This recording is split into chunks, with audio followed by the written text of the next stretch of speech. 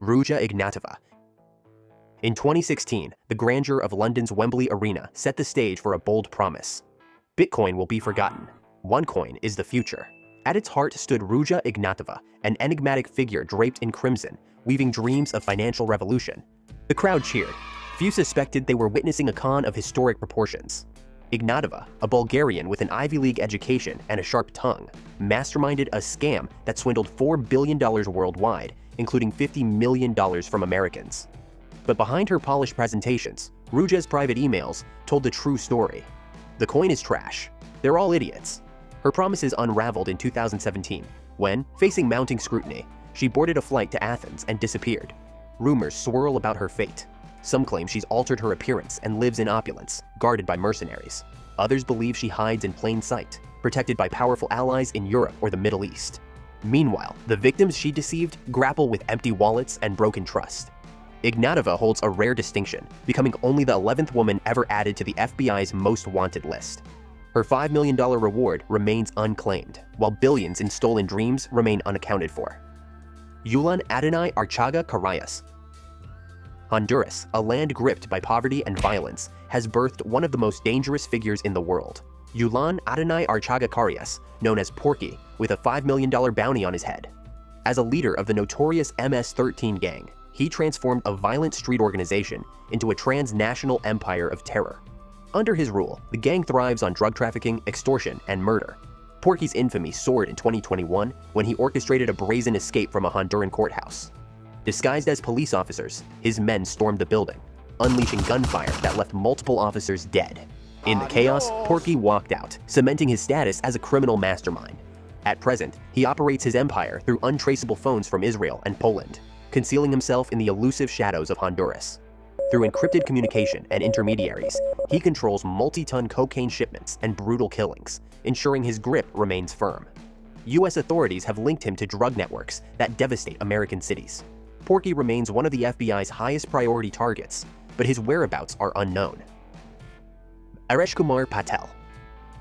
Under the flickering glow of fluorescent lights at a Dunkin' Donuts in Delaware, April 12, 2015, a quiet evening spiraled into horror. Security cameras captured Bhadreshkumar Patel and his wife, Palak, disappearing into the staff area. Only Patel re-emerged. Minutes turned into unease as customers, awaiting service, realized something was wrong. When police arrived, the scene they discovered was chilling. 21-year-old Palak lay lifeless, the victim of a brutal beating. The couple's American dream had dissolved into a nightmare. Their visas were expiring. Palak wanted to return to India. Patel was desperate to stay in the United States. Tensions boiled over, and Patel made his devastating choice. Within hours, cameras spotted him again, this time alone, hailing a taxi outside a New Jersey hotel. Then, like a ghost, he ceased to exist. In the years since, Patel's image has graced the FBI's most wanted list with a $250,000 reward and relentless investigations. And yet, he has evaded justice. Speculation abounds. Is he hiding abroad, or has he managed to blend into the fabric of an unwitting community? Alejandro Castillo.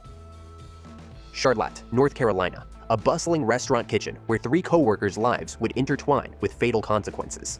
At just 26, Alejandro Rosales Castillo became the youngest face on the FBI's most wanted list through a tale of romance, betrayal, and blood money. Sandy Lee never imagined lending money to her ex-boyfriend would be a fatal mistake. On August 9, 2016, her phone lit up with a text. Alejandro was finally ready to pay her back. They'd meet at the Quick Trip on Eastway Drive. Instead of cash, he brought a gun. Security footage tells the grim finale. Castillo crossing into Mexico with his new girlfriend, Amia Feaster, leaving Sandy's car abandoned at a Phoenix bus station. But this deadly duo wouldn't stay together. Months later, Amia surrendered to Mexican authorities, haunted by her role in the murder. Her confession painted a distressing picture. After robbing Sandy at gunpoint, Castillo led her to woods in Cabarrus County, where he ended her life. As we speak, a $250,000 reward hangs over Castillo's head. The FBI believes he's still in Mexico, potentially hiding within urban areas where his distinctive shaved haircut has become a distant memory, blending into the anonymity of a bustling crowd. Arnoldo Jimenez. A black Maserati prowled Chicago's streets on May 12, 2012, carrying newlyweds Arnoldo Jimenez and Estrella Carrera. The champagne had barely stopped flowing from their wedding celebration. Within 24 hours, Estrella would be found in her bathtub, still wearing her wedding dress, stabbed to death in a fury of domestic violence that shocked even veteran detectives. As Estrella's children waited at school the next day for a mother who would never return, Arnoldo was already racing south. His phone pinged a desperate trail through Tennessee, Arkansas, and finally Hidalgo, Texas, a stone's throw from the Mexican border. Then silence. Before disappearing, Jimenez made one final call to a friend. "If anyone asks, tell them I went to Mexico."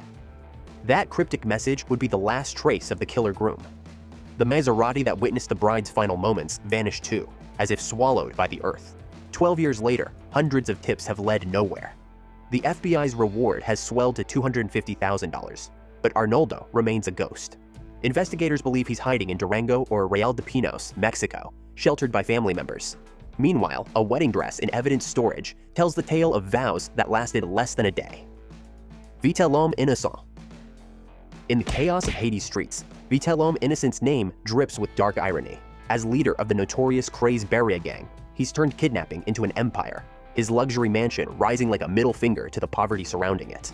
In October 2021, Innocent orchestrated his most audacious crime yet, the kidnapping of 17 Christian missionaries, including 5 children, one just 8 months old.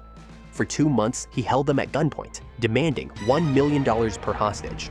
When an anonymous donor finally secured their release, Innocent used the blood money to buy more weapons. In a brazen 2024 CNN interview, he lounged on gold-rimmed furniture, spinning tales of his past as a legitimate businessman before becoming Haiti's most feared gang leader. Behind his carefully crafted image lies a trail of violence, the kidnapping of U.S. citizens Marie Odette and John Franklin, with only one surviving the ordeal. Innocent commands an army of 600, many of whom have been forcibly recruited as children, solidifying his grip on power. His influence exploded after Haiti's presidential assassination, with Craze Barrier seizing territory faster than authorities could track. A $2 million reward hangs over his head, but with an armed militia at his back, Haiti's Shadow King seems untouchable. Omar Cardenas. On a sweltering August afternoon in 2019, security cameras at a Los Angeles shopping center captured Omar Alexander Cardenas walking casually toward Hair Icon Barbershop.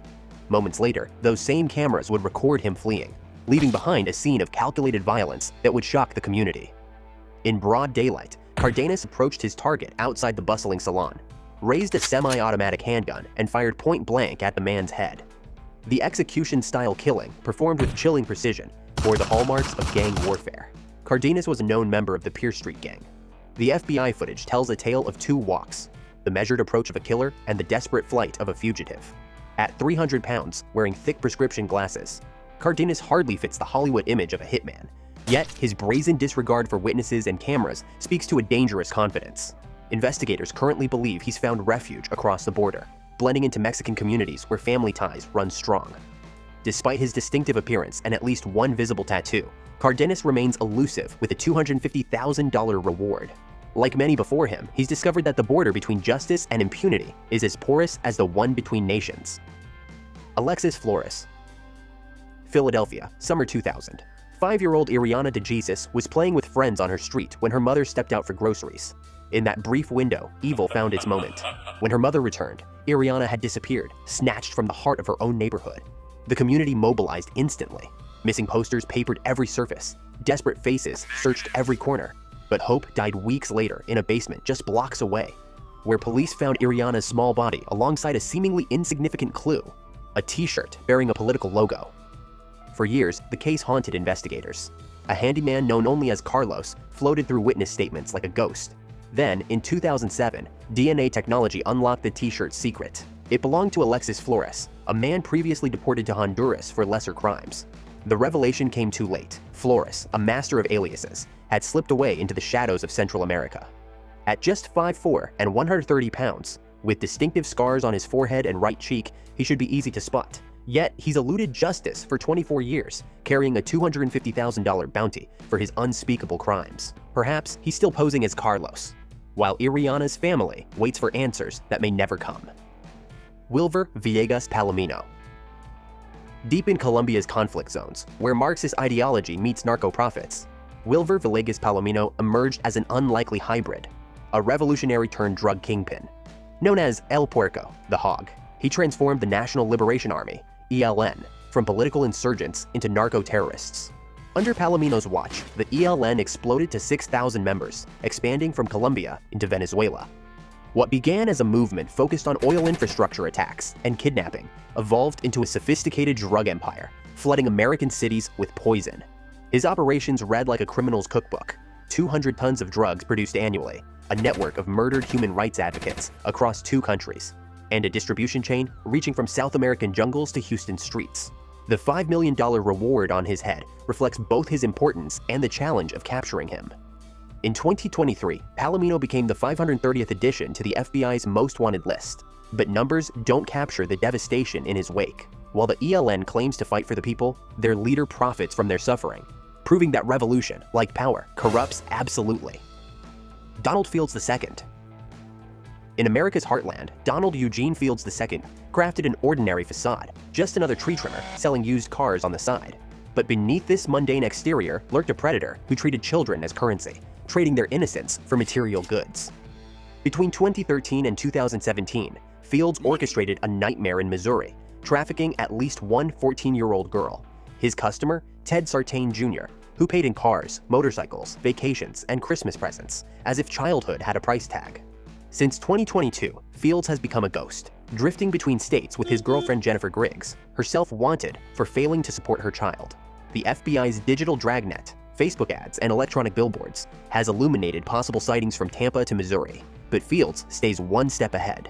His partner Sartain faces 30 years behind bars and $225,000 in restitution, but Fields remains free.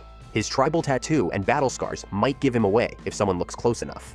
Until then, he moves through America's background noise, trimming trees, selling cars, hiding horrors behind everyday smiles.